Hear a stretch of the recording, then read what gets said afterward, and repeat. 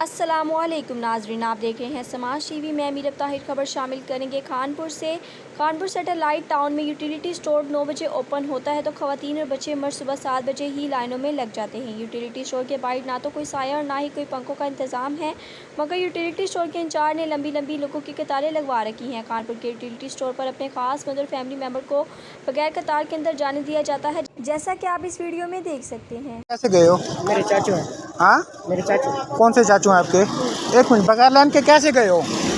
ہاں کون سے چاچو ہیں؟ لائن میں نہیں ہے، کیسے گئے ہو آپ؟ نہیں ہے لائن، وہ کہہ رہے میرا چاچو ہے۔ کون سا چاچو ہے تمہارا؟ کون سا چاچو؟ کون سا چاچو ہے اس کا؟ چکا لگا رہے ہیں بھائی، ایسے چکر لگا رہے کیوں لگا رہے ہیں؟ لائن میں کیوں نہیں کھڑے تم؟ ایسے لے کے جا رہے ہو، یہ بغیر لائن کے لے کے جا رہے ہو تم لوگ۔ عوام کا مطالبہ ہے کہ وزیر اعظم شہباز شریف، وزیر اعلیٰ حمزہ شہباز شریف اور ڈی سی او کانپور سے کہ ان کی انکوائری کی جائے اور ان کے خلاف سخت سے سخت کارروائی کی جائے۔ مزید اپڈیٹس کے لیے ہماری ویب سائٹ وزٹ کریں www.samajtv.com۔